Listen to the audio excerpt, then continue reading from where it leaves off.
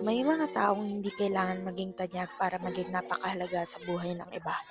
May mga taong tahimik lang ang pamumuhay ngunit sila ang nagiging matibay na haligi ng isang I took the pamilya. supermarket Hindi nila kailangan ng flyers from papuri the o pagkilala windowsill dahil ang kanilang pagmamahal ay to the nakikita sa day bawat I walked sakripisyo, in bawat from the cold. panalangin, bawat pag-aaruga at bawat pusong kanilang Packed napasaya. up the At kung may photo isang simpleng album bagay that na we tiyak na had made papaalala sa amin kay of Manang the Belen, ways of iyon ay ang life chicken joy ng it's been Jollibee at like. masarap na lechon.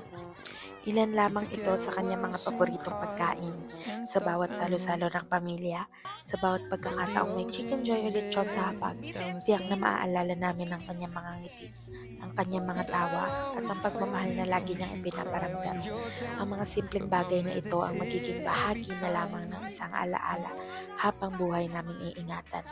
Ngayong araw, hindi lamang tayo Cause nagluluksa. it's Ipinagdiriwang rin terrifying natin ang buhay na puno ng pagmamahal, this katatagan at is a kabutihan. heart that's Isang buhay na beating. naging So inspirasyon I sa kanyang sing pamilya at sa lahat hallelujah. ng taong nagkaroon ng pagkakataong You makilala siya. are an Ito angel ang in the kwento ng shape ating of my pinakamamahal na mom. Manang Belen. Si Manang Belen And I ay isang felt mapagmahal that na you asawa, were there isang holding me mapag-arugang up. ina, Spread isang your mapagmahal na wings lola, as you isang mabuting go, and kapatid, isang tapat God na takes pinsan, you isang back. I mapagmahal na say tiyahin, at isang taong laging inuuna ang kapakanan ng hallelujah. kanyang pamilya. Hindi man siya laging nasa sentro ng atensyon, dama ng lahat ang kanyang kabutihan. Ang kanyang pagmamahal ay hindi nasusukat sa mga salita, kundi sa mga Bought the sakripisyong pillows, tahimik made niyang the ginagawa bed, araw-araw. stacked the chairs Isa up, rin siya sa maraming Pilipinong folded your nangarap ng mas magandang buhay nightgowns sa kanyang pamilya. neatly in a cake. Bilang isang OFW sa Hong Kong, buong tapang niyang John hinarap ang said he hirap ng tried, then he pagtatrabaho sa put ibang his bansa. hand on my Tiniis cheek niya ang and pangungulila, wiped a ang mga tear espesyal from na the okasyong hindi niya side of nadaluhan my at ang face. mga panahong hindi niya mayakap ang kanyang pamilya. Ngunit Now ginawa that niya ang I lahat ng see iyon the dahil mahal niya world sila. as you did, Ang bawat araw ng I kanyang know pagtatrabaho ay para sa kinabukasan ng there's a kanyang mga anak. life that's Ang been bawat lived, sakripisyo so ay I bunga ng sing kanyang pagmamahal bilang isang ina. hallelujah. At nang dumating ang tamang panahon, pinili niyang umuwi ng Angel in tuluyan the sa shape of Pilipinas. my Mas mom. pinili niyang gugulin ang kanyang mga araw kasama ang kanyang pamilya, ang mga taong naging Hallelujah. dahilan ng lahat ng Spread kanyang your pagsisikap. wings as Ang you kanyang pag-uwi ay go, naging and pagkakataon God upang takes you makabawi sa mga back. panahong I say magkakalayo sila at makalikha ng mas marami pang alaala habang buhay, nang iingatan ng kanyang mga mahal sa buhay. Sa kanyang mga pinakamamahal na anak, Christopher, Jonilyn, Marilu at Frederick, kayo ang pinakamahalagang biyaya sa kanyang buhay. Kayo ang dahilan ng kanyang mga pangarap at sakripisyo. Lahat ng kanyang pinaghirapan ay para sa inyong kinabukasan. Ang pagmamahal ng isang ina ay walang hinihinging kapalit at iyon ang pagmamahal na buong puso niyang ibinigay sa inyo.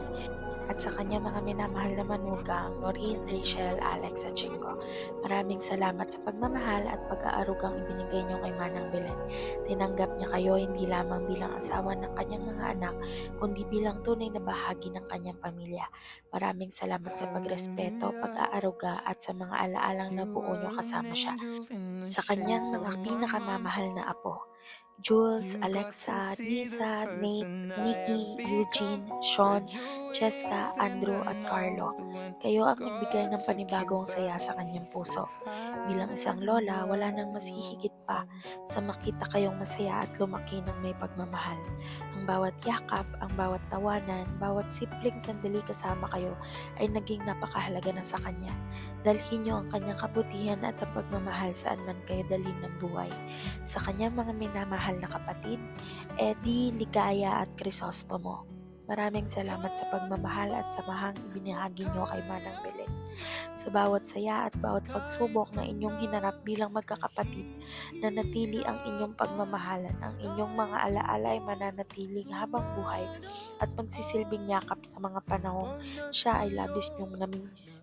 Sa kanyang mga pinsan na naging sandigan niya sa maraming yugto ng kanyang buhay, Merlinda, Simang at Anita, maraming salamat sa inyong walang sawang pagmamahal, pagdamay at presensya. Hindi lamang kayo magkakadugo kundi naging tunay na magkakasama sa bawat tawanan, kwentuhan at maging sa mga pagsubok.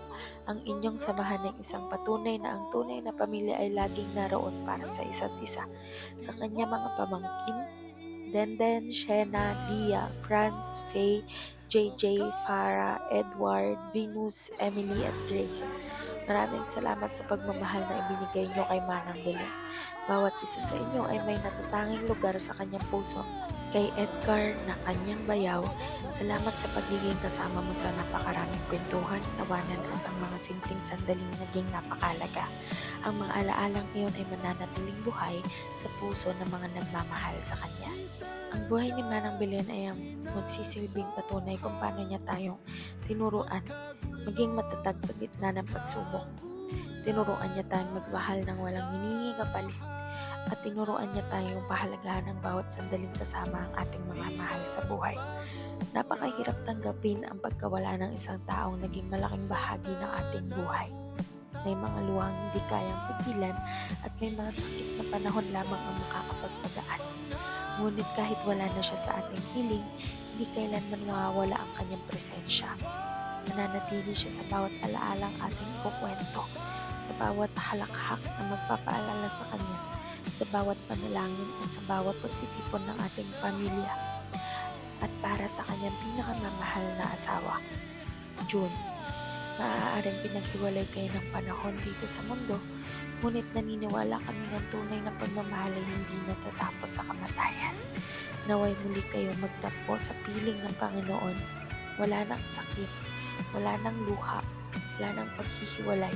Naway muli kayong magkahawak ng kamay, muling magmahalan at kung may mga salitang hindi man nasabi o ang mga pagkakataong hindi naman maibabalik, naway matagpuan ninyo ang ganap na kapatawaran, kapayapaan at walang hanggang pagmamahalan sa piling ng Diyos.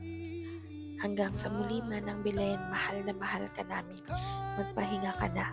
Wala ka man sa aming paningin, mananatili ka sa aming mga puso.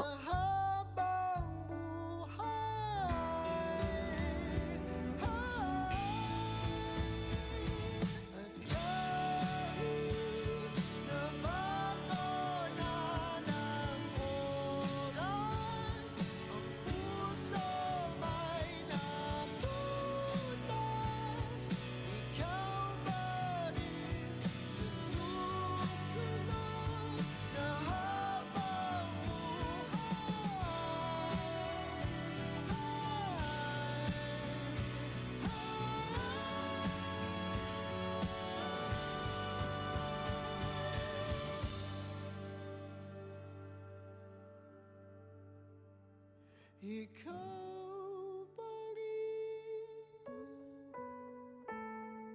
ang pipiliin kong mahalin sa